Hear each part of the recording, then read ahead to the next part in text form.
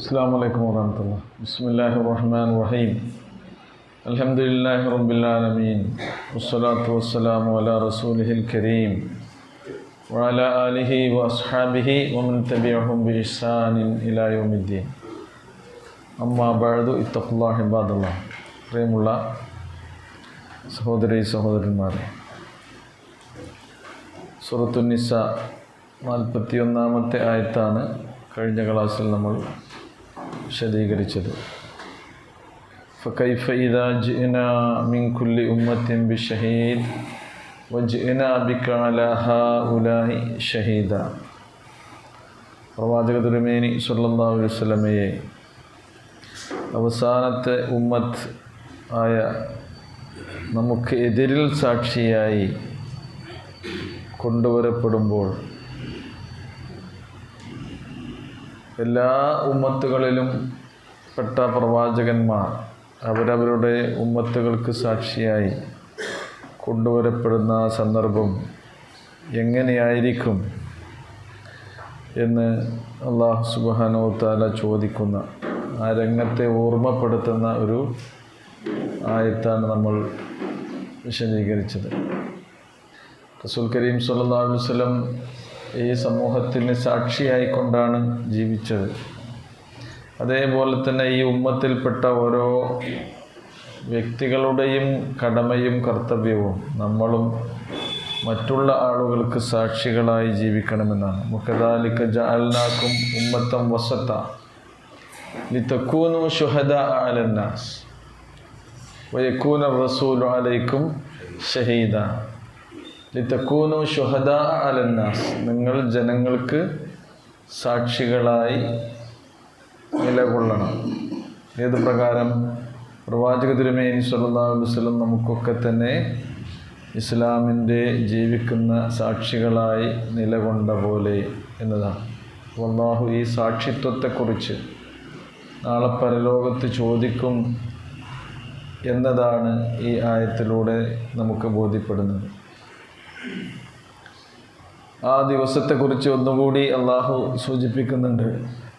യൗമഇദിൻ യവദ്ദുല്ലദീന കഫറൂ വഅസവർ റസൂൽ ലൗ തുസവ്വാ ബിഹിമുൽ അർദ് വലാ യക്തുമൂനല്ലാഹ ഹദീസാ. യൗമഇദിൻ, അന്നേ ദിവസം. അന്നേ ദിവസം എന്ന് പറഞ്ഞാൽ ഏത് ദിവസമാണ്? നമ്മുടെയൊക്കെ അല്ലാഹു സുബ്ഹാനഹു വ തആല വിചാരണക്ക് വിധേയമാക്കുന്ന ആ ദിവസം. അന്ന് യവദ്ദുല്ലദീന കഫറൂ, സത്യനിഷേധികളായ ആളുകൾ കൊതിച്ചു പോകും എന്നാണ്. വദ്ദ യവദ്ദു എന്ന് പറഞ്ഞാൽ ആഗ്രഹിച്ചു, കൊതിച്ചു. യവദ്ദുല്ലദീന കഫറൂ, സത്യനിഷേധികളായ ആളുകൾ അന്ന് ആഗ്രഹിച്ചു പോകും. എന്ത്? അവർ മാത്രമല്ല വഅസവുർ റസൂൽ, പ്രവാചകനെ ധിക്കരിച്ചവരായ ആളുകൾ. അസ എന്ന് പറഞ്ഞാൽ എന്താണ്? ധിക്കരിച്ചു. അതാഅ എന്ന പദത്തിൻ്റെ നേരെ വിപരീത പദമാണെന്ത്? അസ. അതാഅ യുതിഉ, അനുസരിച്ചു. അസ. വഅസവുർ റസൂൽ, പ്രവാചക തിരുമേനി സ്വല്ലല്ലാഹു അലൈഹി വസല്ലമയെ ധിക്കരിച്ച ആളുകൾ. പ്രവാചകനെ അനുസരിക്കണമെന്നാണ് അള്ളാഹുവിൻ്റെ കൽപ്പന. അത്തിഉല്ലാഹ വ അത്തിഉർ റസൂൽ, നിങ്ങൾ അള്ളാഹുവിനെ അനുസരിക്കണം എന്ന് പറഞ്ഞാൽ അള്ളാഹു നിങ്ങളോട് കൽപ്പിച്ചതെല്ലാം നിങ്ങൾ അനുസരണയോടുകൂടി അത് അനുവർത്തിക്കണം. റസൂലിനെ അനുസരിക്കണം എന്ന് പറഞ്ഞാൽ പ്രവാചക തിരുമേനി സ്വല്ലല്ലാഹു അലൈഹി വസല്ലം എന്തൊക്കെ നമ്മളോട് കൽപ്പിച്ചിട്ടുണ്ടോ, ചെറുതും വലുതുമായ എല്ലാ കാര്യങ്ങളും അതും നമ്മൾ എന്ത് ചെയ്യണം?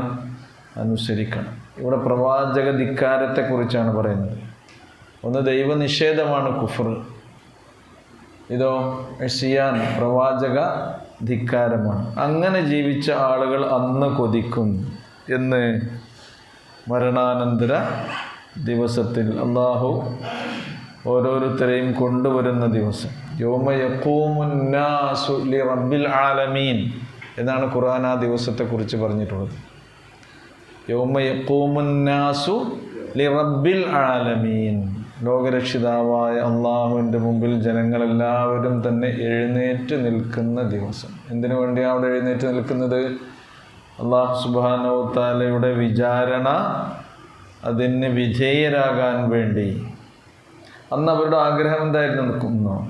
ലൗ തുസവ്വാ ബിഹിമുൽ അർദ്, ലൗ തുസവ്വാ ബിഹിമുൽ അർദ്, അവരെയും കൊണ്ട് ഭൂമി നിരപ്പാക്കപ്പെട്ടിരുന്നെങ്കിൽ എന്ന് അവർ കൊതിച്ചു പോകും. എന്ന് പറഞ്ഞാൽ അവരില്ലാതിരുന്നെങ്കിൽ. സവ്വാ യുസവ്വി എന്ന് പറഞ്ഞാൽ എന്താ? ശരിയാക്കി, നിരപ്പാക്കി. ലൗ തുസവ്വാ ബിഹിം അൽ അർദ്, ഭൂമി അവരെയും കൊണ്ട് നിരപ്പാക്കപ്പെട്ടിരുന്നെങ്കിൽ എന്ന് ആഗ്രഹിച്ചു പോകും. കാരണം എന്താ? വിചാരണക്ക് വിധേയരാകുമ്പോൾ ഒരിക്കലും അവർക്ക് രക്ഷപ്പെടാൻ കഴിയില്ല. ആർക്ക്?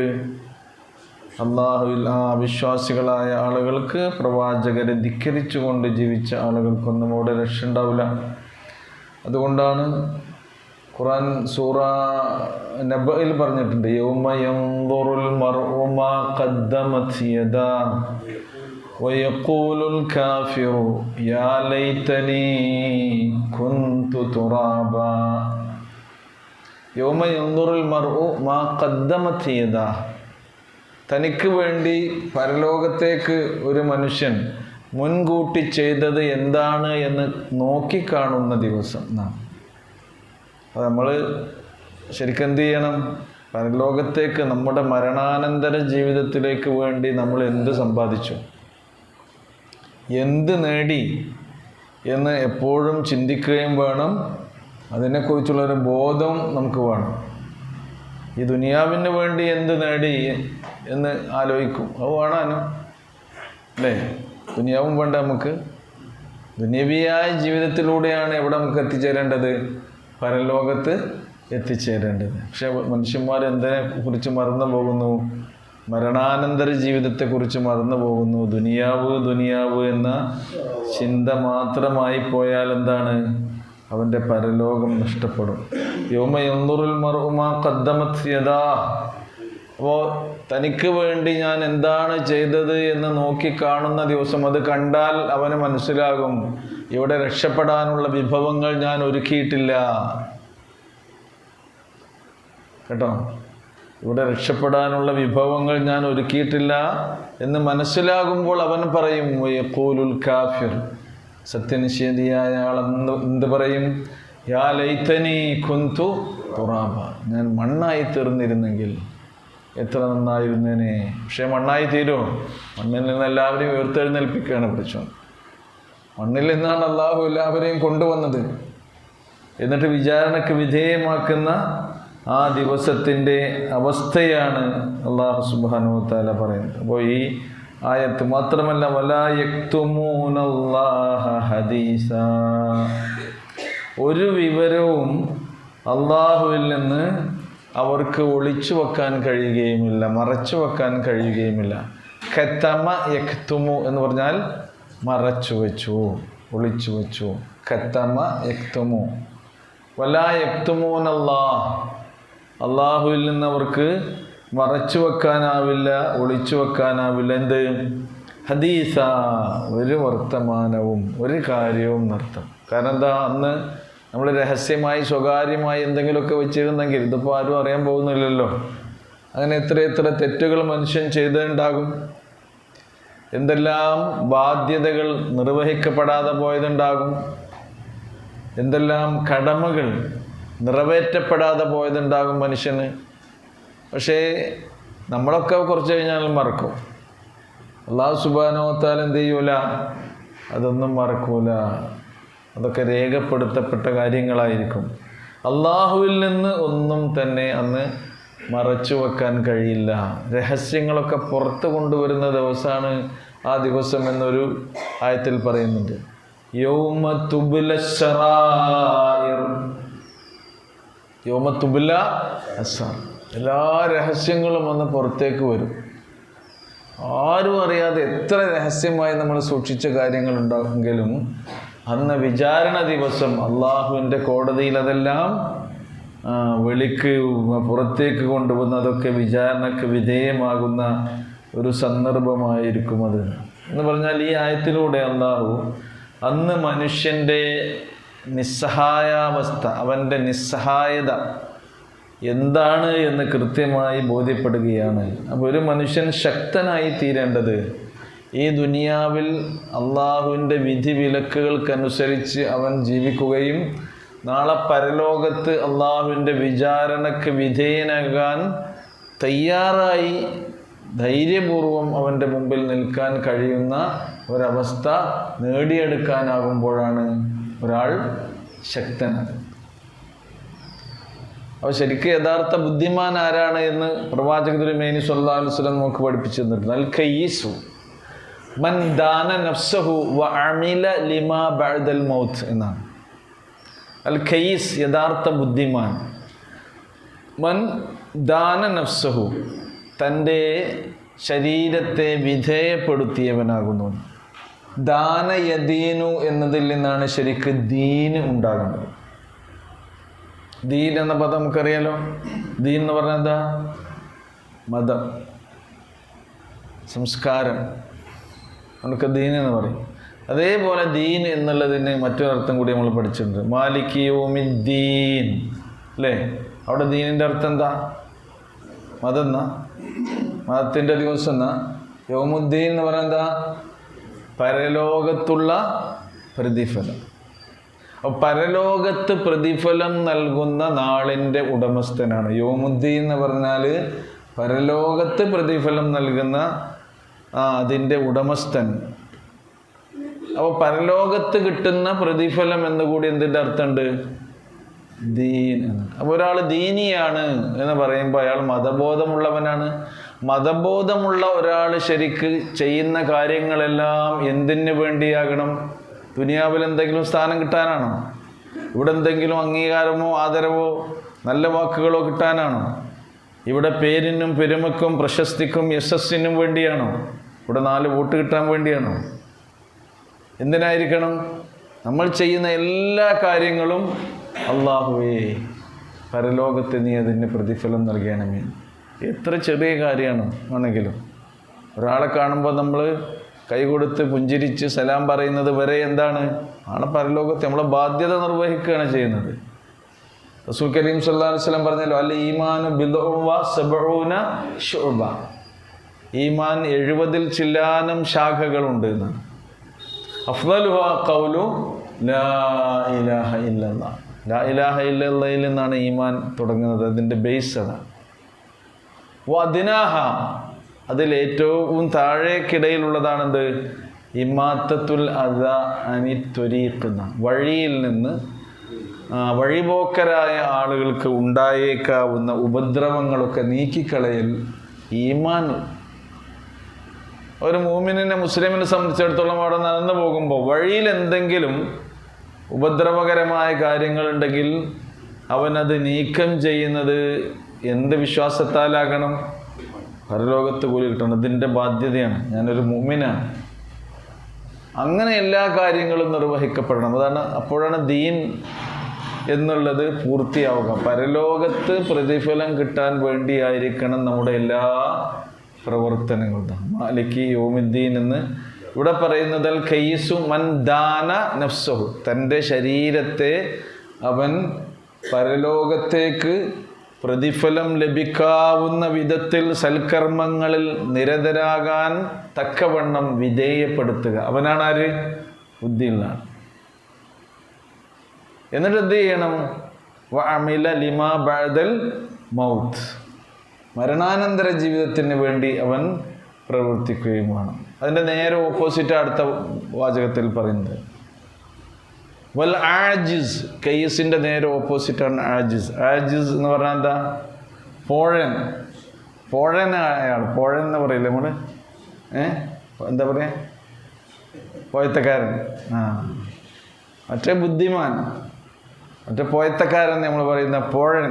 ആരാണ് പോഴൻ? വൽ ആജിസു മൻ അത്ബഅ നഫ്സഹു ഹവാഹ വതമന്ന അലല്ലാഹ്. തൻ്റെ താല്പര്യങ്ങൾക്കനുസരിച്ച്. ഹവ എന്ന് പറഞ്ഞാൽ എന്താ? ദേഹേച്ഛ.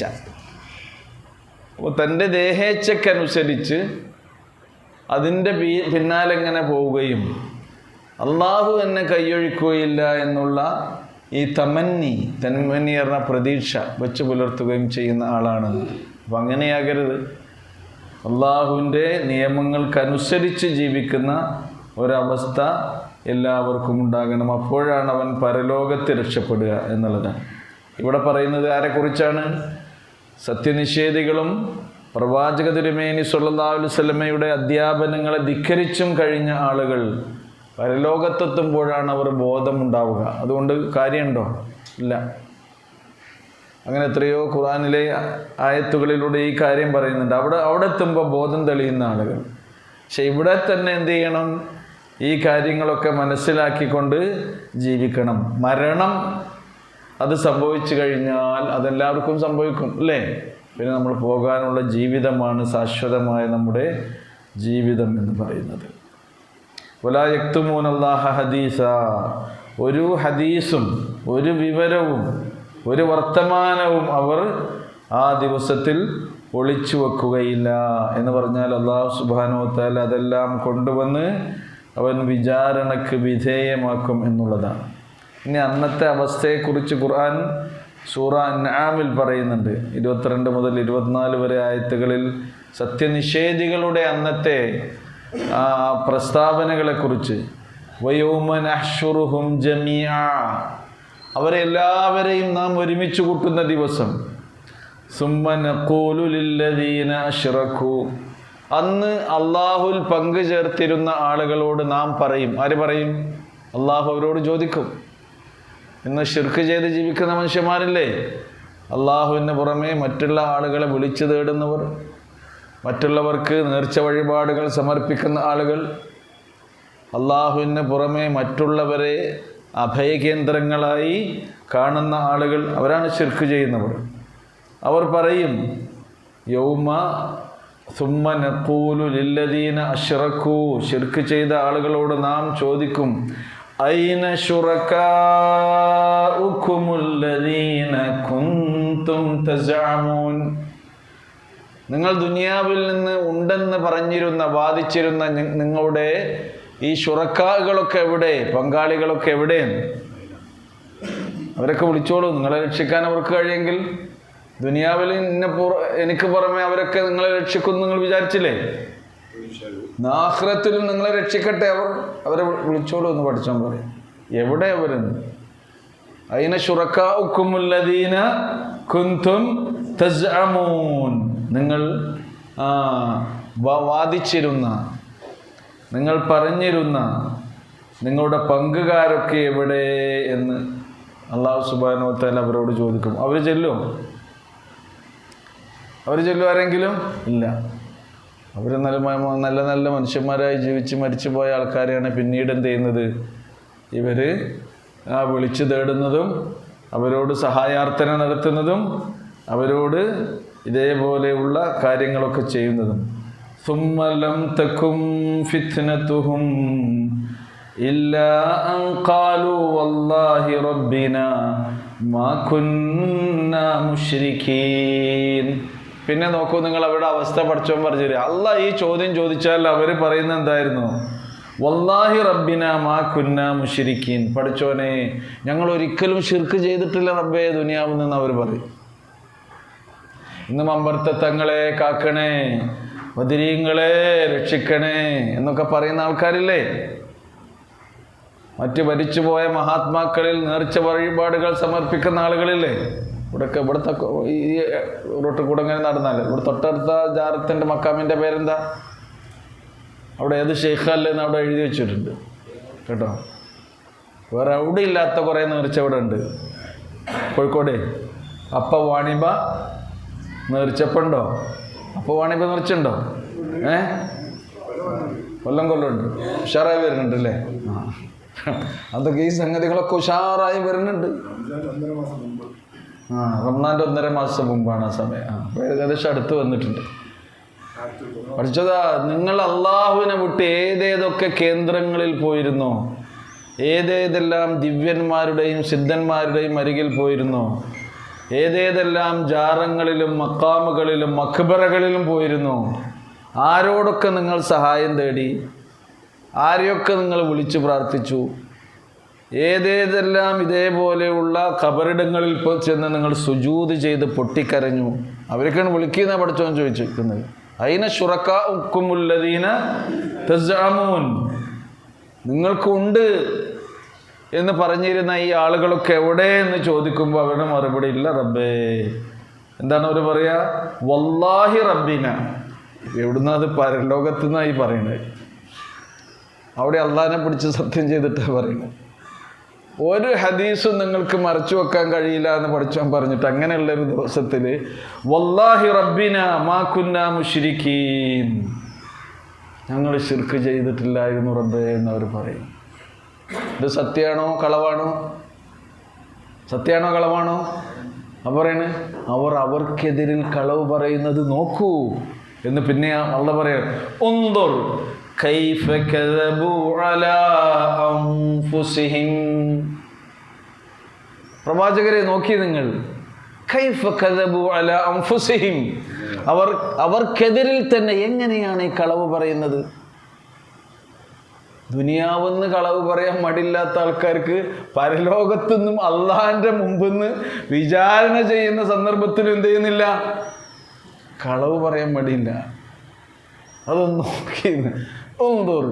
കൈഫ കദബു അലാ അൻഫുസിഹിം വളല്ല അൻഹും മാ കാനൂ യഫ്തറൂൻ, അവർ എന്തൊക്കെ അള്ളാഹുവിൻ്റെ പേരിൽ കളവായി ചമച്ചുണ്ടാക്കിയിട്ടുണ്ടായിരുന്നോ അതെല്ലാം തന്നെ തെറ്റിപ്പോയിരിക്കുന്നു, അതൊക്കെ പഴച്ചു പോയിരിക്കുന്നു, അതൊക്കെ അവരെ വഴികേടിലാക്കിയിരിക്കുന്നു എന്നാണ് അല്ലാഹു സുബ്ഹാനഹു വ തആല ഈ ആയത്തിലൂടെ പറയുന്നത്. പരലോകത്തുള്ള അവസ്ഥയാണ് ഈ ആയത്തിൽ.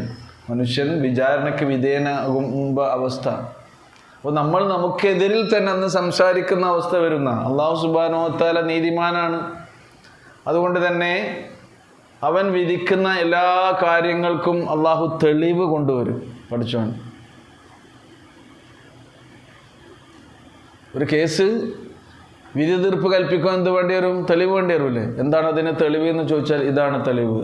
അപ്പോൾ നമ്മൾ ചെയ്ത തിന്മകൾക്കും തെറ്റുകൾക്കും കുറ്റങ്ങൾക്കും അതിനൊക്കെ അല്ലാഹു സുബ്ഹാനഹു വ തആല തെളിവ് കൊണ്ടുവരുന്നത് വാക്കാൽ നമ്മൾ ചെയ്ത തെറ്റുകൾക്ക് നമ്മുടെ വാക്കുകൾ തന്നെ എന്തായിരിക്കും? തെളിവായിരിക്കും. വാക്കുകൾ നിങ്ങൾക്ക് കേൾക്കണോ? നമ്മൾ പറയുന്നത് അവിടെ ഇങ്ങനെ കേൾപ്പിക്കും. പഠിച്ചോ, ഞാൻ റിക്കാർഡ് എനിക്ക് വായിക്കണോ? കേട്ടോ, എല്ലാം റിക്കാർഡ് ചെയ്യപ്പെടുന്നുണ്ട്, രേഖപ്പെടുത്തപ്പെടുന്നുണ്ട്. അത് നിങ്ങൾക്ക് വായിക്കും. നമ്മുടെ ജീവിത രേഖ മുഴുവൻ നമ്മുടെ കയ്യിൽ തരുന്ന. നിങ്ങളൊന്ന് ആലോചിച്ച് നോക്കൂ. നമ്മൾ നിസ്സാരമായി കാണുന്ന കാര്യങ്ങൾ വരെ അവിടെ എന്ത് ചെയ്തിട്ടുണ്ടാകും? രേഖപ്പെടുത്തി വെച്ചിട്ടുണ്ടാകും. വളരെ ക്ലിപ്തമായി കൃത്യമായി അല്ലാഹു അതൊക്കെ രേഖപ്പെടുത്തി വെച്ചിട്ടുണ്ടാകും. അത് നിങ്ങൾക്ക് നേരിൽ കാണുകയും ചെയ്യാം, നിങ്ങൾക്ക് അത് വായിക്കുകയും ചെയ്യാം. പഠിച്ചവൻ പറയും, ഇഖ്റ കിതാബക്, നിന്റെ ജീവിതരേഖ വായിച്ചു നോക്ക് മനുഷ്യ. കഫാ ബിനഫ്സികൽ യൗമ അലൈക ഷഹീദ, നിനക്ക് എതിരിൽ സാക്ഷിയായി ഈ ജീവിതരേഖ മാത്രം ഇന്ന് മതി. എന്നാലും വേറെ തെളിവുകളും പഠിച്ചവൻ കൊടുക്കും. മനുഷ്യൻ വീണ്ടും തർക്കിച്ചു കൊണ്ടിരിക്കും പഠിച്ചവനോട്. ആ സന്ദർഭത്തിലാണ് തർക്കിക്കാൻ അള്ളാഹു അനുവദിക്കാതെ അൽയൗമ നഖ്തിമു അലാ അഫ്വാഹിഹിം, അവരുടെ വായകൾക്ക് നാം സീല് വെക്കും. വതുകല്ലിമുനാ ഐദീഹിം, അവരുടെ കൈകൾ നമ്മളോട് സംസാരിക്കും, അള്ളാഹിനോട് സംസാരിക്കും. അപ്പോൾ നമ്മൾ തന്നെ ആർക്കെതിരായി?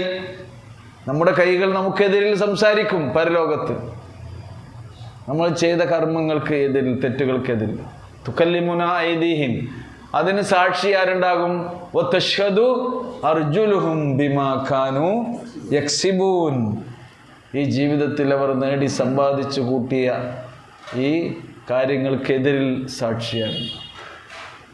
അപ്പോൾ മനുഷ്യൻ ചോദിക്കും, ലിമ ഷഹിദ്തും അലൈന, നമുക്കെതിരിൽ തന്നെ എന്തിനാണ് നിങ്ങൾ സാക്ഷിയാകുന്നത് എന്ന് നമ്മൾ നമ്മുടെ അവയവങ്ങളോട് ചോദിക്കുമ്പോൾ അവയവങ്ങൾ പറയും, അന്തഖനല്ലാഹുല്ലദീ അന്തഖ കുല്ല ഷൈ, എല്ലാറ്റിനെയും സംസാരിപ്പിക്കാൻ കഴിവുള്ളവനായ അള്ളാഹു ഞങ്ങളെയും സംസാരിപ്പിക്കുകയാണെന്ന് പറയും. അന്ന് അങ്ങനെയുള്ളൊരു ദിവസത്തേക്കാണ് നമ്മൾ പോകുന്നത്. കൃത്യമായി നീതിപൂർവം അല്ലാഹു സുബ്ഹാനഹു വ തആല വിചാരണ നടത്തുന്ന ഒരു ദിവസം. ആ ദിവസത്തെക്കുറിച്ചുള്ള ഓർമ്മ നല്ലവണ്ണം നമ്മുടെ മനസ്സിലുണ്ടാകണം. അല്ലാഹു സുബ്ഹാനഹു വ തആല നമ്മെ എല്ലാവരെയും അനുഗ്രഹിക്കുമാറാകട്ടെ. ആയത്തൊന്ന് ഓതി നോക്കി. يومئذ يود الذين كفروا وعصوا الرسول لو تسوى بهم الأرض ولا يكتمون الله حديثا. ഇനി മറ്റൊരു വിഷയമാണ് പറയുന്നത്. يا أيها الذين آمنوا لا تقربوا الصلاة وأنتم سكارى حتى تعلموا ما تقولون ولا جنبا إلا عابري سبيل حتى تغتسلوا وإن كنتم مرضى أو على سفر أو جاء أحد منكم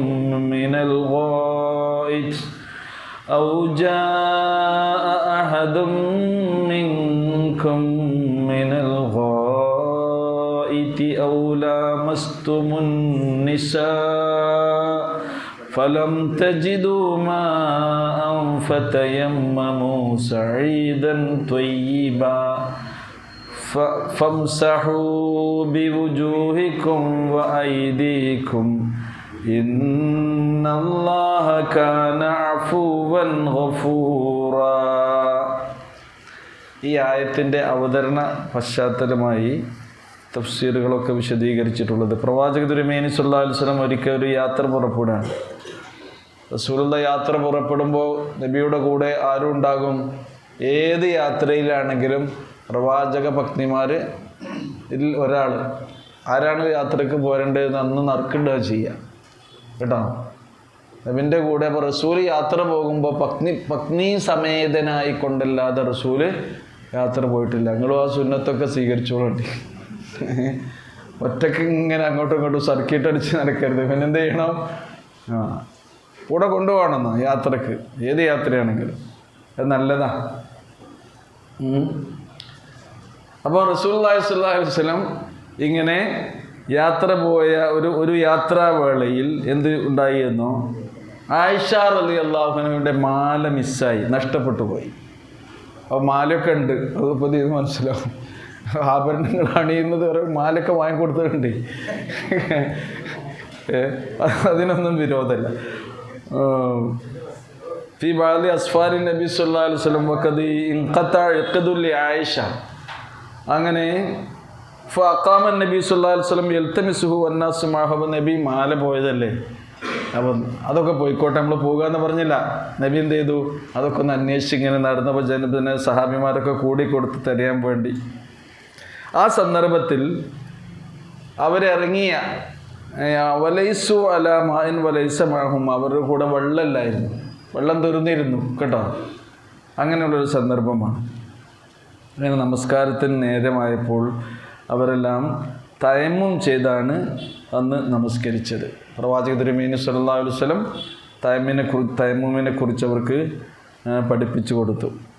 അപ്പോൾ ഉസൈദ് ബിനുൽ ഹുദൈർ റളിയല്ലാഹു അൻഹു വന്ന് ആയിഷ റളിയല്ലാഹു അൻഹയോട് ഇങ്ങനെ പറഞ്ഞിട്ടുണ്ട്, മാ അക്സറ ബറക്കത്തും കും യാ ആല അബീബക്കർ. അബൂബക്കറിൻ്റെ കുടുംബമേ, നിങ്ങളെ കൊണ്ട് എത്ര ബർക്കത്താണ് ഇപ്പോൾ ഈ ഉമ്മത്തിന് കിട്ടിയത് എന്നാണ് പറഞ്ഞത്. എന്താണ് ആ ബർക്കത്ത്? നിസ്കാരത്തിന് വുളൂ ചെയ്യാൻ വെള്ളമില്ലാത്തത് കൊണ്ട് എന്ത് ചെയ്തു? തയമ്മം ചെയ്ത് നമസ്കരിക്കാനുള്ള ഒരു സൗകര്യമാണല്ലോ ഇപ്പോൾ ഇതുകൊണ്ട് കിട്ടിയത്. വേറെ റിവായത്തിൽ വന്നിട്ടുണ്ട്, യർഹമുക്കില്ലാ യാ ആയിഷ മാ നസല ബിക്കി അംറുൻ തക്റഹീനഹു ഇല്ലാ ജഅലല്ലാഹു തആല ഫീഹി ലിൽ മുസ്ലിമീന ഫറജ. നിങ്ങൾക്ക് അള്ളാഹുവിൻ്റെ അനുഗ്രഹം ഉണ്ടാകട്ടെ. നിങ്ങൾക്ക് അനിഷ്ടകരമായ ഒരു കാര്യമാണ് സംഭവിച്ചതെങ്കിലും മുസ്ലിങ്ങൾക്കെല്ലാം അത് മുഖേന എന്തുണ്ടായിത്തീർന്നു? ഒരു സൗകര്യവും ആശ്വാസവും ഉണ്ടായിത്തീർന്നിട്ടുണ്ട് എന്ന് ഈ ആയത്തിൻ്റെ അവതരണ പശ്ചാത്തലമായിക്കൊണ്ട് തഫ്സീറുകളിലൊക്കെ വന്ന ഒരു സംഭവം കൂടിയാണ്. അപ്പോൾ അങ്ങനെ ആ സന്ദർഭത്തിലാണ് ഈ ആയത്ത് അവതീർണമായത്. ഇനി നോക്കൂ, ഇത് നമുക്ക് പരിശോധിക്കാം. യാ അയ്യുഹല്ലദീന ആമനു, സത്യവിശ്വാസികളെ. ആദ്യം പറയുന്ന കാര്യം അതല്ല കേട്ടോ. ലാ തഖറബുസ്സലാ വഅൻതും സുകാറ. ലഹരി ബാധിച്ചവരായിക്കൊണ്ട് നിങ്ങൾ നമസ്കാരത്തെ സമീപിക്കരുത്. നിസ്കരിക്കുമ്പോൾ നിങ്ങൾ മത്ത് പിടിച്ചവരായി, ലഹരി ബാധിതരായി നിസ്കരിക്കരുത്. അപ്പോൾ നിസ്കരിക്കാത്ത സമയത്തിന് നമസ്കാരമല്ലാത്ത സമയങ്ങളിലോ ആവാം. അപ്പോൾ മദ്യം പാടേ നിരോധിക്കുന്നതിന് മുമ്പുണ്ടായിരുന്ന ഒരു നിർദ്ദേശമാണ്. ഇസ്ലാമിൽ മദ്യനിരോധനം നടപ്പിലാക്കിയത് ഘട്ടം ഘട്ടമായിക്കൊണ്ടായിരുന്നു. ആദ്യകാലത്തൊന്നും എന്ത് ചെയ്തിട്ടില്ല, ഒന്നിച്ച് മദ്യം നിരോധിക്കുന്ന ഒരു നിയമമല്ല വന്നത്. ആയിഷ റളിയല്ലാഹു അൻഹ തന്നെ പറയുന്നുണ്ട്, പ്രവാചക തിരുമേനി സ്വല്ലല്ലാഹു അലൈഹി വസല്ലം എങ്ങാനും അന്ന് മക്കയിലുള്ള ആളുകളോട് ആദ്യം തന്നെ നിങ്ങൾ മദ്യപിക്കരുത് എന്നായിരുന്നു പറഞ്ഞിരുന്നതെങ്കിൽ നബി പറയുന്നത് കേൾക്കാൻ ഒരൊറ്റ ആളെയും കിട്ടുമായിരുന്നില്ല ഈ ദീനിൽ. അത്രമാത്രം മദ്യവും ലഹരിയും അവരുടെ ജീവിതത്തിൽ ലയിച്ചു ചേർന്ന ഒരവസ്ഥയിലായിരുന്നു. ജാഹിലിയ കാലത്തിൻ്റെ അവസ്ഥ അതാണ്. 3 കാര്യങ്ങൾ, 3W ആണ് പറയാം. വലൗല സലാസും മിൻ ഐഷത്തിൽ ഫത്ത എന്ന് പറഞ്ഞുകൊണ്ട് പറയുന്നുണ്ട്. വാർ കേട്ടോ, ഒന്ന് സ്ത്രീ, മറ്റൊന്ന് വുമൺ, വൈൻ, വാർ, പിന്നെ യുദ്ധം. ഈ 3 കാര്യങ്ങളും അവരുടെ ജീവിതത്തിൻ്റെ ലഹരിയായിരുന്നു എന്നാണ്. അതിനു വേണ്ടിയായിരുന്നു അവർ ജീവിച്ചിരുന്നതെന്ന്. എത്രത്തോളം എന്ന് വെച്ചാൽ ഈ ജാഹിലിയ കാലത്തുള്ള കവിതകളിലൊക്കെ കാണാൻ കഴിയുമെന്ന് അബൂ മിഹിജനു സഖഫി എന്ന കവി അദ്ദേഹം പറഞ്ഞിട്ടുണ്ട്. ഇദാ മിത്തു, അദ്ദേഹത്തിൻ്റെ വസിയത്താണ്, ഇദാ മിത്തു ഫദ്ഫന്നി ഇലാ ജംബി കറുമത്തിൻ തുറവ്വി ഇളാമി ബഅദ മൗതി ഉറൂഖുഹാ ഫലാ തദ്ഫന്നി ബിൽ ഫലാത്തി ഫഇന്നനി അഖാഫു ഇദാ മാ മിത്തു അല്ലാ അദൂഖഹാ. ഞാൻ മരിച്ചാൽ ഇദാ മിത്തു ഫദ്ഫന്നി, എന്നെ നിങ്ങൾ മറമാടണം. എവിടെയെന്നോ, അലാ ജംബി കറുമത്തിൻ, ഒരു മുന്തിരി വള്ളിയുടെ ചോട്ടിൽ എന്നെ മറമാടണം. അങ്ങനെയാണെങ്കിൽ തുറവ്വിയ ഇളാമി, എൻ്റെ എല്ലുകൾക്ക് ഊറ്റിക്കുടിക്കാമല്ലോ. എന്ത്? മുന്തിരി വള്ളിൻ്റെ ബഅദ മൗതി, മരിച്ചതിന് ശേഷം, ഉറൂഖുഹ, അതിൻ്റെ വേരുകളിൽ നിന്ന്. അത്ര ഞാൻ മരിച്ച് മണ്ണടിഞ്ഞ് എല്ലും കോലും ആയാലും അതിൻ്റെ എല്ലുകൾക്ക് എന്ത് കിട്ടണം? മുന്തിരിയുടെ നീര് കിട്ടണം. പറയാം, വലാ തദ്ഫന്നി ബിൽ ഫലാത്തി, വിജനമായ സ്ഥലത്ത് എന്നെ മറമാടരുത്. ഫഇന്നനി അഖാഫു ഇദാ മാ മിത്തു അല്ലാ അദൂഖ, ഞാൻ മരിച്ചു കഴിഞ്ഞിട്ട് എനിക്കത് രുചിക്കാൻ കഴിയില്ലേ എന്ന് പേടിയാണ് എനിക്ക്. അതുകൊണ്ട് ഇത്തരം വരികളൊക്കെ ഒരാളുടെ മനസ്സിൽ നിന്ന് വരണമെങ്കിൽ ആ സമൂഹത്തിൻ്റെ മദ്യത്തോടുള്ള അവരുടെ അടുപ്പമാണ് ശരിക്കും അതിൽ നിന്ന് മനസ്സിലാക്കുന്നത്. അങ്ങനെയുള്ളൊരു സമൂഹത്തെയാണ് പ്രവാചക തിരുമേനി സല്ലല്ലാഹു അലൈഹി വസല്ലം എന്ത് ചെയ്തത്? പരിവർത്തിപ്പിച്ചെടുത്ത്, മാറ്റിയെടുത്ത്. അതിനാദ്യം പറഞ്ഞത് എന്താണ് ജീവിതം, എന്തിനാണ് ജീവിതം, എത്ര ക്ഷണികമാണ് ജീവിതം, ജീവിതത്തിൻ്റെ ലക്ഷ്യം എന്താണ് എന്നാണ് ആദ്യം അവരെ ബോധ്യപ്പെടുത്തി കൊടുത്തത്. അതുകൊണ്ടാണ് മക്കിയായ എല്ലാ ആയത്തുകളിലും, മക്ക ജീവിതകാലം അല്ലേ, ആ കാലത്ത് പ്രവാചക തിരുമേനി സല്ലല്ലാഹു അലൈഹി വസല്ലമക്ക് അവതീർണമായ സൂറകളിൽ അധികവും മരണാനന്തര ജീവിതത്തെക്കുറിച്ച്, അന്ത്യദിനത്തെക്കുറിച്ച്, അവിടെയുള്ള രക്ഷാശിക്ഷകളെക്കുറിച്ച്, സ്വർഗനരകങ്ങളെക്കുറിച്ച് അവരെ ബോധ്യപ്പെടുത്തുന്ന, പഠിപ്പിക്കുന്ന, അങ്ങനെ മനസ്സിനെ തസ്കിയത്തിലൂടെ, തർബിയത്തിലൂടെ മാറ്റിയെടുക്കുന്ന ആയത്തുകളാണ് എന്ന് നമുക്ക് കാണാൻ കഴിയും. അതുകൊണ്ടാണ് യാ അയ്യുഹല്ലദീന ആമനു, സത്യവിശ്വാസികളെ, ലാ തഖറബുസ്സലാ വഅൻതും സുകാറ, ലഹരി ബാധിച്ചവരായിക്കൊണ്ട് നിങ്ങൾ ഒരിക്കലും നമസ്കാരത്തെ സമീപിക്കരുത് എന്നാണ്. അപ്പോൾ ഈ ആയത്ത് ഇറങ്ങിയതിന് ശേഷം ഇങ്ങനെ പറയുന്നുണ്ട്, അവർ പിന്നെ ഇശാഇന് ശേഷമായിരുന്നു മദ്യം ഉപയോഗിച്ചിരുന്ന ആളുകൾ എന്ത് ചെയ്തിരുന്നത്? മദ്യം ഉപയോഗിച്ചിരുന്നു. എന്നാൽ പിന്നെ എന്ത് ചെയ്യും? പിന്നെ നിസ്കാരത്തിന് നേരമല്ലല്ലോ, സുബഹയാകുമ്പോഴൊക്കെ ശരിയാകും ചെയ്യും. അപ്പോൾ അങ്ങനെ മാത്രമല്ല, ചില റിവായത്തുകളൊക്കെ ഇമാം അബൂദാവൂദ്, തുർമുദി റഹിമഹുമുള്ള അവരൊക്കെ ഉദ്ധരിച്ചിരുന്ന ഉദ്ധരിക്കുന്ന ഹദീസിൽ അലി റളിയല്ലാഹു അൻഹു സനഅ ലനാ അബ്ദുറഹ്മാൻ ഇബ്നു ഔഫ് തആമൻ, അലി റളിയല്ലാഹു അൻഹു പറയും അബ്ദുറഹ്മാൻ ഇബ്നു ഔഫ് ഞങ്ങൾക്കൊരു പാർട്ടി ഒരുക്കി. ഫദഅന, അങ്ങനെ ഞങ്ങളെയൊക്കെ അതിന് ക്ഷണിച്ചു. വസഖാന മിനൽ ഖംറി, ഞങ്ങൾ ഭക്ഷണത്തിൻ്റെ കൂടെ എന്ത് ചെയ്തു? ഖംറും ഉണ്ടായിരുന്നു. ഖംറ് പറഞ്ഞാൽ മദ്യം കൂടെ ഉണ്ടായിരുന്നു. അങ്ങനെ ഫഅഖത്തു മിന്ന, ഞങ്ങളതിൽ നിന്നെല്ലാം തന്നെ അത് ഉപയോഗിക്കുകയും ഹളറത്തി സ്വലാ, അങ്ങനെ നിസ്കാരത്തിന് നേരമായപ്പോൾ ഫഖദ്ദിമൂനി, അവർ എന്നെ നിസ്കാരത്തിന് ഇമാമാക്കി നിർത്തി. ഫഖറർതു ഖുൽ യാ അയ്യുഹൽ കാഫിറൂൻ, അങ്ങനെ ഞാൻ സൂറത്ത് കാഫിറൂന ഓതിയത്. കാഫിറൂന ഓതിയിട്ട് നിർത്താൻ കഴിയുന്നില്ല ആർക്ക്? അലി റളിയല്ലാഹു അൻഹു. അങ്ങനത്തെ അവസ്ഥ ഉണ്ടായി. അപ്പോൾ ഇങ്ങനെയൊക്കെയുള്ള സന്ദർഭങ്ങളിലാണ് എന്ത് ഈ ആയത്ത് അവതരിച്ചത് എന്നുള്ളതാണ്. കാന യൗമഇദിൻ അബ്ദുറഹ്മാൻ വഅന്ന സ്വലാത്തുൽ മഗ്രിബ്, ആ നിസ്കാരം ഏതായിരുന്നു?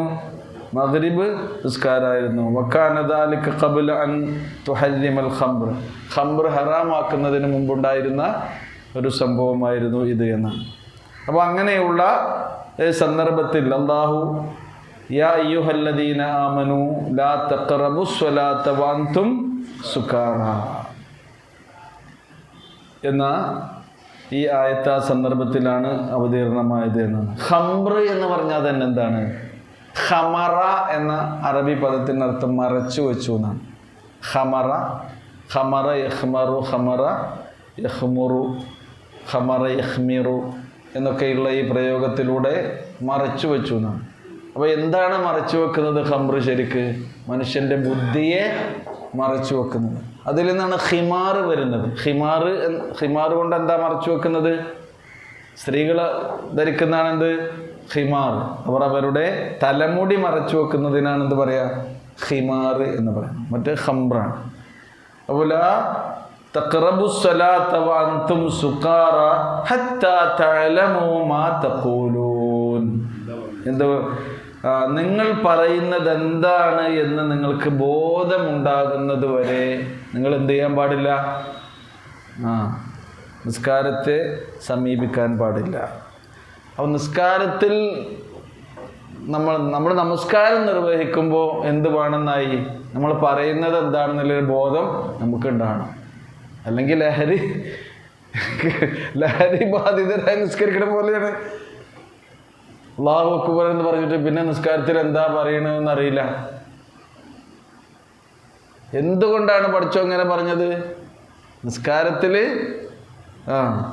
എന്താണ് നമ്മൾ പറയുന്നത് എന്ന് അറിയുന്നത് വരെ എന്ന് പറയാൻ കാരണം ലഹരി ബാധിതനായ ഒരാൾക്കത് അറിയില്ല. ലഹരി ഒന്നും ബാധിച്ചില്ലെങ്കിലും നിസ്കാരത്തിൽ എന്താണ് പറയേണ്ടത് എന്ന് ബോധമില്ലാതെ നിങ്ങൾ നിസ്കരിക്കുകയാണെങ്കിലോ അത് നമ്മൾ ശ്രദ്ധിക്കേണ്ട സംഗതി തന്നെയാണ്. നമ്മുടെ നമസ്കാരം എങ്ങനെയാകണം? ബോധത്തോടു കൂടിയാകണം. അപ്പം നമ്മൾ നിസ്കാരത്തിൽ അള്ളാഹിനോടാണ് പറയുന്നത്. അള്ളാഹുവിനോട് എന്താണ് ഞാൻ ഈ പറയുന്നത് എന്ന് അറിയാതെ ഒരാൾ നിസ്കരിക്കുന്നതിൻ്റെ അവസ്ഥകളൊന്ന് ആലോചിച്ച് നോക്കൂ. ഒന്നാമത്തെ നമസ്കാരത്തിൽ സൂറ അൽ ഫാത്തിഹ എന്തായാലും ഓതണം, വേണ്ടേ? അത് നിർബന്ധമാണ്. നമസ്കാരത്തിൽ ദുആഉൽ ഇഫ്തിതാ അത് സുന്നത്തായ കാര്യമാണ്. ദുആഉൽ ഇഫ്തിതാ നമ്മൾ വജ്ജത്തൊക്കെ ഓതുന്നില്ലേ?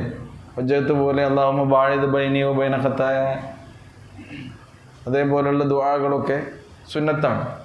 അപ്പോൾ ഇതൊക്കെ ചൊല്ലുമ്പോൾ എന്താണ് ഈ ചൊല്ലുന്നത് എന്ന് നമുക്ക് എന്ത് ചെയ്യണം? അറിവ് വേണം, ബോധം വേണം. അങ്ങനെ ശ്രദ്ധയോടുകൂടി തന്നെ അത് നിർവഹിക്കാൻ നമുക്ക് കഴിയണം. ഫാത്തിഹ ലാ സ്വലാത്ത ലിമൻ ലം യഖ്റ ബി ഫാത്തിഹത്തിൽ കിതാബ്, ഫാത്തിഹ ഓതാത്ത ഒരാൾക്ക് എന്തില്ല? നിസ്കാരമില്ല. സൂറത്തുൽ ഫാത്തിഹയുടെ അർത്ഥം അറിയാത്ത ആളുകൾ എന്ത് ചെയ്യണം? പഠിക്കണം. എത്ര തവണ നമ്മളൊരു ദിവസം ചെല്ലുന്നുണ്ട് ഫാത്തിഹ? നിർബന്ധമായി എത്ര തവണ ചെല്ലണം? 17 തവണ. ഫർദായ നിസ്കാരം നിസ്കരിച്ച് തീർന്ന ആൾക്കോ ഫാത്തിഹൻ്റെ അർത്ഥം കൃത്യമായി നമ്മൾ അറിയണം. അല്ലെങ്കിൽ ബോധമില്ലാതെ നിസ്കരിക്കുന്ന കൂട്ടത്തിലാണ് നമ്മൾ പെട്ടുപോവുക. അതേപോലെ തന്നെ നമ്മൾ ദിക്റുകളും നമ്മുടെ പ്രാർത്ഥനകളൊക്കെ അർത്ഥമറിഞ്ഞ് കൃത്യമായി പഠിച്ച് തന്നെ അത് നിർവഹിക്കൽ നമ്മുടെ ബാധ്യതയാണ്. പഠിക്കാത്ത ആളുകൾക്ക് എപ്പോഴും എന്ത് ചെയ്യണം? പഠിക്കാനുള്ള അവസരമുണ്ട്, മരിക്കണവരെ, അതിൻ്റെ മുമ്പ്. എന്നാലേ നമ്മുടെ നിസ്കാരം എന്താകുള്ളൂ? ജീവനുള്ള നമസ്കാരമാവുകയുള്ളൂ. അള്ളാഹു അനുഗ്രഹിക്കുമാറാകട്ടെ. അപ്പോൾ നമസ്കാരത്തെ സമീപിക്കാൻ പാടില്ല എന്ന് പറഞ്ഞ അള്ളാഹു സുബ്ഹാനഹു വ തആല പറഞ്ഞ ഒരു സന്ദർഭമാണിത്. ഞാൻ മദ്യത്തിൻ്റെ കാര്യം പറഞ്ഞല്ലോ. ആദ്യമായി കള്ളിനെക്കുറിച്ച് സൂറ ബക്കറയിൽ തന്നെയാണ് നമ്മൾ പഠിച്ചത്. യസ്അലൂനക അനിൽ ഖംറി വൽ മൈസിർ ഖുൽ ഫീഹിമാ ഇസ്മുൻ കബീറുൻ വ മനാഫിഉ ലിന്നാസ് ഇസ്മുഹുമാ അക്ബറു മിൻ നഫഇഹിമാ എന്നുള്ള ആയത്ത് അവതീർണമായിട്ടുണ്ട്. കള്ളിനെക്കുറിച്ചും ചൂതാട്ടത്തെക്കുറിച്ചും അവർ നിന്നോട് ചോദിക്കുന്നു എന്നാണ്. അതിലെന്തുണ്ട്? ഇസ്മുൻ കബീർ, വലിയ പാപമുണ്ട്. വ മനാഫിഉ ലിന്നാസ്, ജനങ്ങൾക്ക് ചില ഉപകാരങ്ങളൊക്കെ അതിലുണ്ട്. എന്നാൽ ഇസ്മുഹുമാ അക്ബറു മിൻ നഫഇഹിമാ, അതിലുള്ള ഉപകാരത്തേക്കാൾ കൂടുതൽ അതിൻ്റെ പാപമാണ് ഏറ്റവും വലുതായിട്ടുള്ളത്. അവസാനം അത് നിരോധിച്ചുകൊണ്ട് അവതീർണമായ ആയത്ത് ഇന്നമൽ ഖംറു വൽ മൈസിറു വൽ അൻസാബു വൽ അസ്ലാം, 4 കാര്യങ്ങളാണ്. റിജ്സും മിൻ അമലി ശൈത്താൻ, ശൈത്താൻ്റെ പ്രവർത്തനങ്ങളിലുള്ള റിജ്സാണ്, മാലിന്യമാകുന്നു. അതുകൊണ്ട് നിങ്ങൾ ഫജ്തനിബൂഹു ലഅല്ലക്കും തുഫ്ലിഹൂൻ, അത് നിങ്ങൾ വെടിയണം പാടെ, എന്നാലേ നിങ്ങൾ വിജയിക്കുകയുള്ളൂ എന്നുള്ള ആയത്തും വിശുദ്ധ ഖുർആനിൽ അവതീർണമായി. അവസാനം ഫഹൽ അൻതും മുൻതഹൂൻ എന്ന് ചോദിക്കുന്നുണ്ട്. ഇതിൽ നിന്നൊക്കെ നിങ്ങൾ വിരമിക്കുന്നില്ലേ? ഇതിൽ നിന്ന് ഈ 4 കാര്യങ്ങളാണ്. ഒന്ന് ഖംർ, മദ്യം. പിന്നെ മൈസിർ, ചൂതാട്ടം. ചൂതാട്ടം വിശദീകരിക്കണ്ടല്ലോ. ഏറ്റവും കുറഞ്ഞ സമയം കൊണ്ട് ഏറ്റവും കൂടുതൽ പണം വാരിക്കൂട്ടണമെന്ന ആഗ്രഹത്തോടു കൂടി മനുഷ്യൻ ചെയ്യുന്ന എല്ലാ സാമ്പത്തികമായ കളികളൊക്കെ, അതിൽ ഏറ്റവും ചെറിയത് ഇങ്ങനെ ഇവിടെ ആനമയിലൊട്ടകം പറഞ്ഞിട്ട് വരെ ഉണ്ടാവും തെരുവുകളിൽ, അല്ലേ? ആനമയിലൊട്ടകം പറഞ്ഞാൽ സാധാരണയല്ലേ? ഒന്ന് വെച്ചാൽ 6, 10 എന്നൊക്കെ പറയുന്ന സാധനമൊക്കെ ഇരട്ടിപ്പിക്കുക. പിന്നെ സ്വർണ്ണം ഇരട്ടിപ്പിക്കുക. കാസർഗോഡ് ഉണ്ടല്ലോ നിങ്ങൾ, 590 പവൻ ഇരട്ടിയായി കിട്ടിയാൽ അതോടുകൂടി എന്ത് ചെയ്തു? അയാളെ ജീവിതമുണ്ട്, മനുഷ്യൻ്റെ ആർത്തിയാണ്. നോക്കണങ്ങൾ ഈ ജാതിക്കാണ് മനുഷ്യൻ പോകുന്നത്. മൈസിർ, അൻസാബ്. അൻസാബ് പറഞ്ഞാൽ ബലിക്കല്ലുകളാണ്. കഅബൻ്റെ ചുറ്റും, കഅബയിൽ എത്ര വിഗ്രഹങ്ങൾ ഉണ്ടായിരുന്നു എന്നാണ് നമ്മൾ പഠിച്ചത്? 360 വിഗ്രഹങ്ങൾ. അള്ളാഹിനെ മാത്രം ആരാധിക്കാൻ വേണ്ടി ഇബ്രാഹിം നബി അലൈഹി സ്വലാത്തു വസ്സലാം ഉണ്ടാക്കിയ കഅബൻ്റെ ഉള്ളിൽ ഇബ്രാഹിം നബിൻ്റെ വിഗ്രഹമുണ്ട്. ഇതാണ് കഥ കേട്ടോ. അങ്ങനെ അതിലുള്ള എല്ലാ പ്രതിഷ്ഠകൾക്കും ബിംബങ്ങൾക്കും പ്രതിരൂപങ്ങൾക്കും ഒക്കെ അവരോരോ ബലി ഇറക്കുന്ന സാഹചര്യങ്ങൾ. അതിന് ബലിക്കല്ലുകൾ ഉണ്ടായിരുന്നു, നുസ്ബുകൾ, അൻസാബ്. അസ്ലാമുകൾ. അസ്ലാം എന്ന് പറഞ്ഞാൽ പ്രശ്നക്കോലുകളാണ്. പ്രശ്നക്കോലുകൾ എന്ന് പറഞ്ഞാൽ ഓരോ എന്തെങ്കിലും ഒരു കാര്യം ചെയ്യാൻ പോകുന്നതിന് മുമ്പ് കഅബൻ്റെ അരികിൽ വെച്ചിട്ടുള്ള 3 അമ്പുകൾ ഉണ്ടാകും. ഒരു അമ്പിൽ എന്തായിരിക്കുന്നു? ഇഫ്അൽ, നീ ചെയ്തോ എന്നായിരിക്കും. മറ്റൊന്നിൽ ലാ തഫ്അൽ, നീ ചെയ്യരുത് എന്നായിരിക്കും. മറ്റൊന്നിലോ ഒരടയാളം ഉണ്ടാവില്ല. ഇപ്പം നമ്മൾ നറുക്കൊക്കെ ഇടുന്ന മാതിരി അതിൽ പോയി അതിങ്ങനെ ഇളക്കിയിട്ട് എന്ത് ചെയ്യുക? ഒരു അമ്പുണ്ട് എടുക്കും. ഇഫ്അൽ, കുഴപ്പമൊന്നുമില്ല, എനിക്കിത് ചെയ്യാം. ലാ തഫ്അൽ, നീ അത് ചെയ്യണ്ട എന്ന് കിട്ടുകയാണെങ്കിൽ ഇഫ്അൽ എന്ന് കിട്ടുന്നത് വരെ എന്ത് ചെയ്യണം? ഇതെടുക്കണം. ഒന്നുമില്ലാത്തതാണ് കിട്ടണമെങ്കിലോ, ഇതല്ലാത്ത മറ്റേ 2ൽ ഏതെങ്കിലും ഒന്ന് കിട്ടണവരെ കൊണ്ടുവിടും. ഇതാണ് അസ്ലാമുകൾ. അപ്പോൾ ഇത്തരം വിശ്വാസങ്ങളെ, ആചാര വൈകൃതങ്ങളെ അതൊക്കെ നിങ്ങൾ വെടിയണം. ഫജ്തനിബൂഹു ലഅല്ലക്കും തുഫ്ലിഹൂൻ, അങ്ങനെയാണെങ്കിൽ മാത്രമേ നിങ്ങൾക്ക് വിജയം വരിക്കാൻ കഴിയുകയുള്ളൂ എന്നാണ്. അതേപോലെ തന്നെ നിങ്ങൾ നമസ്കാരത്തെ സമീപിക്കാൻ പാടില്ല. വലാ ജുനുബൻ, അപ്പോൾ ലഹരി ബാധിതരായി നിസ്കരിക്കാൻ പാടില്ല. രണ്ടാമത്തെ കാര്യം എന്താണ്? വലാ ജുനുബൻ, നിങ്ങൾ ജനാപത്തുകാരായിരിക്കുമ്പോഴും നമസ്കരിക്കാൻ പാടില്ല. എന്ത് ചെയ്യണം? ശുദ്ധിയാകുന്നത് വരെ. വലിയ അശുദ്ധിയിൽ നിന്ന് ശുദ്ധിയാകുന്നത് വരെ. വലിയ അശുദ്ധിയിൽ നിന്ന് എങ്ങനെയാണ് ശുദ്ധിയാകുന്നത് എന്ന് പ്രവാചക തിരുമേനി സല്ലല്ലാഹു അലൈഹി വസല്ലം കൃത്യമായി നമുക്ക് പഠിപ്പിച്ചു തന്നിട്ടുണ്ട്. പ്രവാചകൻ്റെ കുളിയെ വിശദീകരിക്കുന്ന ഹദീസുകളുണ്ട് എല്ലാ ഹദീസ് ഗ്രന്ഥങ്ങളിലും. അതിൽ റസൂൽ കരീം സല്ലല്ലാഹു അലൈഹി വസല്ലം കുളിക്കുന്നതിന് മുമ്പ് ആദ്യമായി എന്ത് ചെയ്യും? തൻ്റെ ഗുഹ്യസ്ഥാനങ്ങളൊക്കെ ശരിക്ക് കഴുകും. ആദ്യം അതാണ് കഴുകേണ്ടത്. ഗുഹ്യസ്ഥാനങ്ങളൊക്കെ ശരിക്ക് കഴുകും. അതിനുശേഷം നമസ്കാരത്തിന് വുളൂ ചെയ്യുന്നത് പോലെ വുളൂ ചെയ്യും. പക്ഷെ അതിൽ കാല് കഴുകൂല. വുളൂ ചെയ്യുമ്പോൾ അതിൻ്റെ അവസാനം കഴുകേണ്ടത് ഏതാണ്? 2 കാലുകളും കഴുകണല്ലോ. അത് കഴുകാതെ മറ്റെല്ലാ വുളുവിൻ്റെ അവയവങ്ങളും നമസ്കാരത്തിന് വുളൂ എടുക്കുന്നത് പോലെ വുളൂ എടുക്കും. എന്നിട്ട് റസൂലുള്ളാഹി സ്വല്ലല്ലാഹു അലൈഹി വസല്ലം തൻ്റെ ശരീരത്തിൻ്റെ എല്ലാ ഭാഗങ്ങളിലേക്കും വെള്ളം എത്തിക്കുന്ന വിധം വെള്ളം കോരിയൊഴിക്കും. അത് വലത് ഭാഗത്തു നിന്ന് ആരംഭിക്കും റസൂലുള്ളാഹി സ്വല്ലല്ലാഹു അലൈഹി വസല്ലം. കുളിക്കുമ്പോഴൊക്കെ നമ്മൾ ഏത് കാര്യത്തിലും വലതിനെ മുന്തിക്കുന്നത് റസൂലിൻ്റെ പതിവായിരുന്നു എന്നാണ്. വെള്ളം ഒഴിക്കുകയാണെങ്കിലും ഉറങ്ങുമ്പോൾ ഏത് ഭാഗത്ത് കൂടെ ഒഴിക്കണം? ഇനി ഒഴിക്കണില്ല, ഷവറിലാണെങ്കിൽ എന്ത് ചെയ്താൽ മതി? ആ വലത് ഭാഗത്ത് ഇങ്ങനെ ഒഴിച്ചു കൊടുത്താൽ മതി. അതിൻ്റെ ഒരു രീതിയാണ്. അങ്ങനെ കഴിഞ്ഞതിന് ശേഷം അവസാനം നബി എവിടെ നിന്നാണോ കുളിച്ചിരുന്നത് അവിടുന്ന് അല്പ സ്ഥലത്തേക്ക് മാറി നിന്നുകൊണ്ട് റസൂലുള്ളാഹി സ്വല്ലല്ലാഹു അലൈഹി വസല്ലം തൻ്റെ 2 കാലുകളും കഴുകും. അതോടുകൂടി എന്തായി? കുളി അവസാനിച്ചു. റസൂല് കുളിക്കാൻ ഉപയോഗിച്ചിരുന്നത് എത്രയാ വെള്ളമെന്നോ? നമ്മൾ എത്ര ലിറ്റർ എടുക്കണം? നമ്മളിപ്പോൾ സാധാരണ ഉപയോഗിക്കുന്ന ഒരു ബക്കറ്റിൻ്റെ പകുതി വെള്ളം പോലും ആർക്ക് കുളിക്കാൻ വേണ്ട? റസൂലുള്ളാഹി സ്വല്ലല്ലാഹു അലൈഹി വസല്ലമക്ക് വേണം. നമുക്കൊരു ബക്കറ്റ് തികയോ? ഇല്ല. അപ്പോൾ കുളിയും അതേപോലെ തന്നെ വുളുവും അംഗശുദ്ധി വരുത്താനൊന്നും വെള്ളം അധികം ഉപയോഗിക്കുക എന്നുള്ളതല്ല, ശരീരത്തിൻ്റെ എല്ലാ ഭാഗങ്ങളും നനഞ്ഞ് അത് വെടിപ്പും വൃത്തിയും ഉള്ളതായി തീരുക എന്നുള്ളതാണ്. അതോടുകൂടി എന്തായി? നമ്മൾ വലിയ അശുദ്ധിയിൽ നിന്ന് ശുദ്ധിയുള്ളവരായി. അപ്പോൾ അങ്ങനെ വലാ ജുനുബൻ. പക്ഷേ ഒരു ഇളവ് ഇവിടെ തരുന്നുണ്ട്. ഇല്ലാ ആബിരി സബീൽ, നിങ്ങൾ വഴി കടന്ന് പോകുന്നവരായി കൊണ്ടല്ലാതെ എന്നാണ്. അപ്പോൾ നിങ്ങളിപ്പോൾ വലിയ അശുദ്ധിയുള്ള ഒരാൾക്ക് ഇപ്പോൾ പള്ളിയിലൂടെ കടന്ന് ക്രോസ് ചെയ്ത് പോകണമെങ്കിൽ അതിനെന്തില്ല? വിരോധമല്ല. പ്രവാചക തിരുമേനി സല്ലല്ലാഹു അലൈഹി വസല്ലമയുടെ അന്ന് മദീനത്തുണ്ടായിരുന്ന അവസ്ഥ എന്താണെന്ന് ചോദിച്ചാൽ മസ്ജിദുൻ നബവിയുടെ ചുറ്റുഭാഗങ്ങളിലുമായിരുന്നു അവർ താമസിച്ചിരുന്നത്. അപ്പോൾ പലർക്കും വെള്ളം എടുക്കണമെങ്കിൽ എന്ത് വേണം? പള്ളിൻ്റെ ഒരു ഭാഗത്തു നിന്ന് അങ്ങേ ഭാഗത്തേക്ക് പോകേണ്ടി വരും. അപ്പോൾ പള്ളി ക്രോസ് ചെയ്ത് അങ്ങനെ പോകുന്നതിന് എന്തില്ല? വിരോധം. വലിയ അശുദ്ധിയുള്ളവനായ ഒരവസ്ഥ ഒരാൾക്ക് ആ അവസ്ഥയിൽ അയാൾക്ക് പള്ളി ക്രോസ് ചെയ്തു പോകുന്നതിനോ അയാളുടെ എന്തെങ്കിലും ആവശ്യങ്ങൾ അത് എടുക്കാൻ വേണ്ടി അങ്ങോട്ടും ഇങ്ങോട്ടും നടക്കുന്നതിനോ ഒന്നും എന്തില്ല?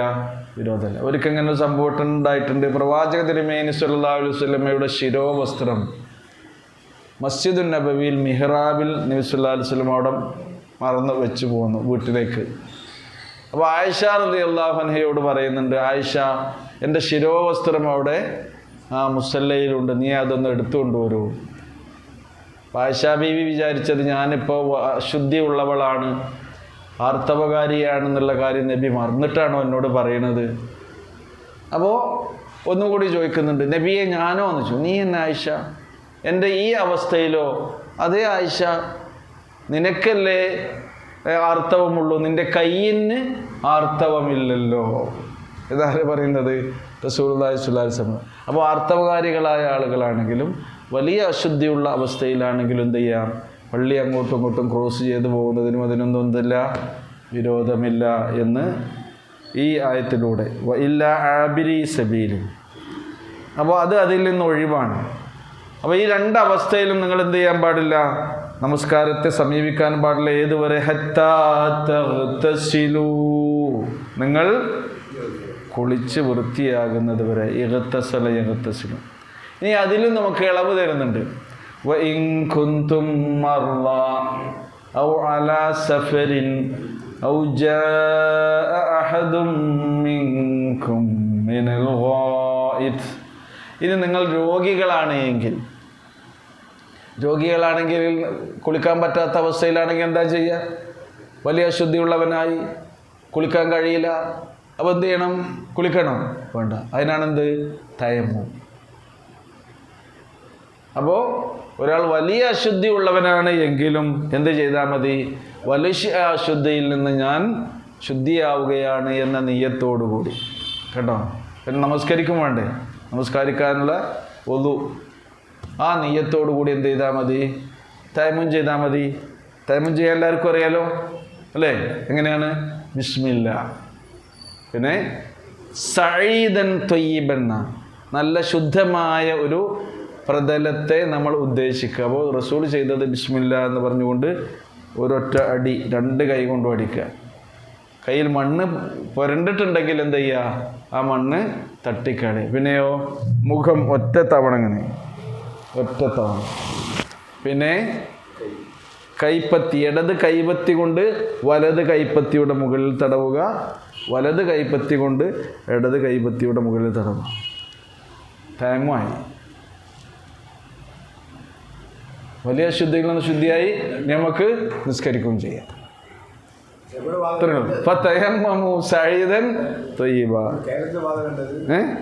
കേരളത്തിലും ഇസ്ലാം ലോകത്തിനുള്ള എല്ലാ മനുഷ്യന്മാർക്കുള്ളതാണ്. കേരളത്തിൽ ബാധക എന്ന് പറഞ്ഞാൽ വെള്ളമില്ലാത്ത സാഹചര്യത്തിൽ, വെള്ളം ഉപയോഗിക്കാൻ പറ്റാത്ത സാഹചര്യത്തിൽ രോഗിയാണ്, മർല അല്ലേ? മർല എന്ന് പറഞ്ഞാൽ എന്താ? രോഗിയാണ്. വെള്ളം ഉപയോഗിക്കാൻ പാടില്ല, പറ്റൂല എന്ന് വിചാരിക്കുക. വലിയ അശുദ്ധിയുള്ളവനായി എന്ത് ചെയ്യണം? തയമ്മം ചെയ്യാൻ മതി. നിസ്കാരം പെൻഡിങ്ങിലാക്കാൻ പറ്റുമോ? നിസ്കരിക്കാൻ ഒഴിവാക്കാൻ പറ്റൂല. ഒരു തയമ്മം മതി. ഫതയമ്മമു സഈദൻ ത്വയ്യിബൻ വമാ ജഅല അലൈക്കും ഫിദ്ദീനി മിൻ ഹറജ്. ഈ ദീനിൽ അല്ലാഹു സുബ്ഹാനഹു വ തആല നിങ്ങൾക്ക് ഒരു പ്രയാസം ഉണ്ടാക്കി തന്നിട്ടില്ല. ഇതിന് തന്നെ ഓപ്ഷനുണ്ട്. 2 രീതിയും റസൂലുള്ളാഹി സ്വല്ലല്ലാഹു അലൈഹി വസല്ലം ചെയ്തിട്ടുണ്ട്. അത് ഇവിടെ ഈ പറഞ്ഞത് ഖുർആനിൽ പറഞ്ഞ ആയത്തിൻ്റെ അടിസ്ഥാനത്തിലാണ്. ഇനി അതിന് പകരമായി ആദ്യം കൈ ഇങ്ങനെ തടവി പിന്നെ മുഖം തടവി എന്ന് വിചാരിച്ചോളൂ. അങ്ങനെയും എന്ത് ചെയ്യാം? തയമ്മം ചെയ്യും. 2 രീതിയിലും അതാണ് തയമ്മം. ചില ആൾക്കാർ ഇവിടെയൊക്കെ ഇങ്ങനെ കേട്ടോ, നബിൻ്റെ സഹാബിമാരിൽ തന്നെ പെട്ട ആളുകൾ എന്ത് ചെയ്തിട്ടുണ്ട്? ബിലാൽ റളിയല്ലാഹു അൻഹു ആണെന്നാ തോന്നുന്നത് എൻ്റെ ഓർമ്മ. യാത്രാവേളയിൽ ഇങ്ങനെ അശുദ്ധി ഉണ്ടായപ്പോൾ, അപ്പോൾ വെള്ളമില്ലെങ്കിൽ എന്ത് ചെയ്യണം? മണ്ണ് ഉപയോഗിക്കല്ലേ. അപ്പോൾ എന്ത് ചെയ്തു? നല്ല സുഖമാണ്, മണലാരണ്യല്ലേ. ബിലാൽ റളിയല്ലാഹു അൻഹു ഉരുണ്ട് പറഞ്ഞ് ഇങ്ങനെ വരുന്നുണ്ട്, മണ്ണിൽ കിടന്നിട്ട് ഇങ്ങനെ ആകെ കുളിക്കണമല്ലോ. അപ്പോൾ നബി പറഞ്ഞു, എന്തിനാ അങ്ങനെയൊക്കെ ചെയ്ത്? ഇങ്ങനെ ചെയ്താൽ മതി. ഇതാണ് തയമ്മം. ഇത്ര സിമ്പിളായ ഒരു സംഗതിയാണ്. അതിന് ആൾക്കാർ തയമ്മമിന് മണ്ണ് തന്നെ വേണമെന്നും, അതിന് നായ തൊടാത്ത മണ്ണാകണം. നായ തൊടാത്ത മണ്ണ് ഇവിടെ ധരിച്ചാൽ കിട്ടുമോ? നായ്ക്കളൊക്കെ അതിന് ഭൂമിൻ്റെ അടിയിൽ നിന്ന് കുറച്ച് കുഴിച്ചെടുത്തിട്ട് കിണറൊക്കെ കുഴിക്കുമ്പോൾ മണ്ണ് കൊണ്ടുപോകണ ആൾക്കാരുണ്ട്. എന്തിനാ? ഞാൻ പല തയമ്മം ചെയ്യും. നായ തൊടാത്ത അങ്ങനെ സംഗതികൾ ഇടങ്ങേറൊന്നും എന്തില്ല? ഇസ്ലാമിലില്ല. ഭൂമി മുഴുവൻ എനിക്ക് മസ്ജിദാക്കി നിശ്ചയിച്ച് തന്നിട്ടുണ്ട് എന്ന് റസൂല് പറഞ്ഞു. നിസ്കരിക്കാൻ നിങ്ങൾക്ക് നേരായാൽ പള്ളിയും സംഗതി ഒന്നും ഉണ്ടെങ്കിൽ വെടിപ്പും വൃത്തിയുള്ളൊരു സ്ഥലം എവിടെ കണ്ടാലും പ്രത്യക്ഷത്തിൽ അഴുക്കൊന്നുമില്ലെങ്കിൽ നിങ്ങൾക്ക് അവിടെ നിസ്കരിക്കാം. ഒന്നും എടുക്കാൻ വെള്ളം സംഗതിയൊക്കെ ഒന്നും ഇല്ലെങ്കിൽ ബിസ്മില്ല, ഖലാസ്. ഇത്ര സിമ്പിളാണ്. അങ്ങനെ നിങ്ങൾ വൈൻ കുന്തും മർള വലാ സഫർ. ഇനി നിങ്ങൾ യാത്രയിലാണ് എന്ന് വിചാരിക്കുക. അതേപോലെ തന്നെ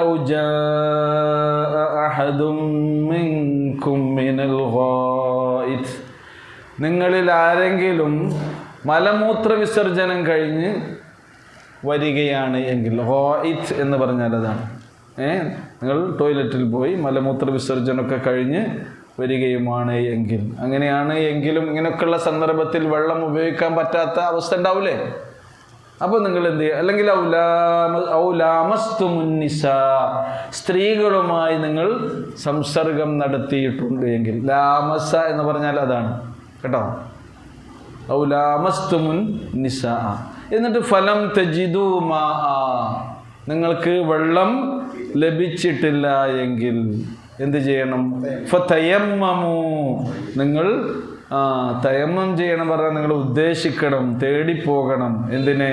സഈദൻ ത്വയ്യിബാന, നല്ല ശുദ്ധിയുള്ള ഒരു സഈദ് എന്ന് പറഞ്ഞാൽ ഭൂമുഖം എന്നാണ്. സഈദൻ ത്വയ്യിബ. അപ്പോൾ ശുദ്ധിയുള്ള ഒരു പ്രതലത്തെ നിങ്ങൾ ഉദ്ദേശിക്കുക. മണ്ണില്ലാത്തൊരു സ്ഥലമാണ്. നിങ്ങൾ ഫ്ലൈറ്റിലാണ് യാത്ര ചെയ്യുന്നത് വിചാരിക്കുക. സുബൈൻ്റെ നേരമായി സുബഹിൻ്റെ നേരമൊക്കെ നമ്മൾ കാൽക്കുലേറ്റ് ചെയ്താണ് പോകുക അല്ലേ? യാത്രയുടെ ദൂരമൊക്കെ നോക്കി മണിക്കൂറുകളൊക്കെ നോക്കി. അപ്പോൾ സുബഹിൻ്റെ നേരമായാലും എന്ത് ചെയ്യണം? നമുക്ക് നിസ്കരിക്കണം. ഫ്ലൈറ്റിൽ നിന്ന് വുളൂ ചെയ്യാൻ കഴിയുമെങ്കിൽ എന്ത് ചെയ്യുക? വുളൂ ചെയ്യുക. അല്ലെങ്കിൽ എന്ത് ചെയ്യുക? തയമ്മം ചെയ്യുക. പിന്നെ ട്രെയിനിലാണെങ്കിലും അങ്ങനെ തന്നെ, ഏത് വാഹനങ്ങളിലാണെങ്കിലും അങ്ങനെ തന്നെ. യാത്രാവേളയിൽ നിങ്ങൾക്ക് വെള്ളം ഇല്ലാതിരിക്കുകയും അതേപോലെ തന്നെ ഉപയോഗിക്കാൻ കഴിയാതിരിക്കുകയും ചെയ്യുമ്പോഴൊക്കെ എന്ത് ചെയ്യാം? നിങ്ങൾക്ക് തയമ്മം ചെയ്യാം. എന്നിട്ട് ഫംസഹു ബിവുജൂഹിക്കും വഅയ്ദീക്കും, നിങ്ങളുടെ മുഖവും നിങ്ങളുടെ കൈകളും നിങ്ങൾ തടവുകയും ചെയ്യുവിൻ എന്നാണ് അല്ലാഹു സുബ്ഹാനഹു വ തആല ഈ ആയത്തിലൂടെ. അപ്പോൾ ഒരു റുഖ്സയാണ്. ഇന്നല്ലാഹ കാന അഫുവൻ ഗഫൂറ, നിശ്ചയമായും അല്ലാഹു സുബ്ഹാനഹു വ തആല നിങ്ങൾക്ക് പറ്റുന്ന അബദ്ധങ്ങൾക്ക്, വീഴ്ചകൾക്ക്, തെറ്റുകൾക്ക്, സ്ഖലിതങ്ങൾക്ക് മാപ്പ് നൽകുന്നവനാകുന്നു. ഗഫൂറ, അവൻ നിങ്ങളുടെ പാപങ്ങളെല്ലാം പൊറുത്തു തരുന്നവനുമാകുന്നു എന്ന് പറഞ്ഞുകൊണ്ടാണ് ഈ ആയത്ത് അവസാനിക്കുന്നത്. അപ്പോൾ വിശ്വാസികളായ ആളുകൾക്ക് ഇതിലൂടെ ഒരു തൈസീർ അല്ലേ, അവിടെ ദീനിൻ്റെ കാര്യത്തിൽ ഒരു എളുപ്പവും സൗകര്യവും ഒക്കെ അല്ലാഹു സുബ്ഹാനഹു വ തആല അനുവദിച്ചു തരികയാണ് ചെയ്യുന്നത്. അല്ലാഹു അവൻ നമുക്ക് പഠിപ്പിച്ചു തന്നിട്ടുള്ള അവൻ്റെ ദീനിൻ്റെ കാര്യങ്ങൾ കൃത്യമായി നമ്മുടെ ജീവിതത്തിൽ പാലിക്കാൻ നമുക്ക് തൗഫീക്ക് നൽകി അനുഗ്രഹിക്കുമാറാകട്ടെ. അർഹമുർ-റാഹിമീനായ നാഥ, കരുണാമയനായ അല്ലാഹുവേ, ഞങ്ങളുടെ ജീവിതത്തിൽ ചെറുതും വലുതുമായി രഹസ്യമായും പരസ്യമായും പറ്റിപ്പോയ ധാരാളം തെറ്റുകുറ്റങ്ങൾ വന്നു പോയിട്ടുണ്ട്. എല്ലാം അറിയുന്നവനായ റബ്ബേ, നിൻ്റെ കൃപ കൊണ്ട്, കാരുണ്യം കൊണ്ട് അതെല്ലാം ഞങ്ങൾക്ക് നീ പുറത്ത് മാപ്പാക്കി തരണമേ. ഞങ്ങളിൽ നിന്ന് മരണപ്പെട്ടു പോയ എല്ലാ രക്ഷിതാക്കൾക്കും അടുത്ത ബന്ധുക്കൾക്കും പ്രിയപ്പെട്ടവർക്കും മഗ്ഫിറത്തും റഹ്മത്തും നൽകണമേ. അവരെയും ഞങ്ങളെയും നിൻ്റെ ജന്നാത്തുൽ ഫിർദൗസിൽ ഒരുമിച്ച് കൂട്ടണമേ. ഞങ്ങൾക്കിടയിൽ ജീവിച്ചിരിക്കുന്ന ഞങ്ങളുടെ മാതാപിതാക്കൾക്ക് എല്ലാവിധ കാരുണ്യവും റഹ്മത്തും അനുഗ്രഹവും അവരുടെ ജീവിതത്തിൽ നീ ചൊരിഞ്ഞു കൊടുക്കണമേ തമ്പുരാനെ. ഞങ്ങൾക്കിടയിലെ രോഗികൾക്ക് രോഗത്തിൻ്റെ പരിപൂർണ ശിഫയും ശമനവും സൗഖ്യവും നൽകി നീ അനുഗ്രഹിക്കണമേ. ഞങ്ങളുടെ ഇണകളിലൂടെ, മക്കളിലൂടെ ഞങ്ങൾക്ക് നീ കൺകുളിർമ പ്രദാനം ചെയ്യണമേ. ഞങ്ങളുടെ മക്കളുടെ പഠനവും പരീക്ഷയും നീ എളുപ്പമാക്കി കൊടുക്കണമേ തമ്പുരാനെ. റബ്ബന ആതിന ഫിദ്ദുനിയ ഹസന വഫിൽ ആഖിറതി ഹസനത വഖിന അദാബന്നാർ. റബ്ബന തഖബ്ബൽ മിന്നാ ഇന്നക അൻതസ് സമീഉൽ അലീം വതുബ് അലൈനാ ഇന്നക അൻതത് തവ്വാബുർ റഹീം. വസല്ലല്ലാഹു തആല അലാ ഖൈരി ഖൽഖിഹി മുഹമ്മദിൻ വഅലാ ആലിഹി വസഹ്ബിഹി അജ്മഈൻ.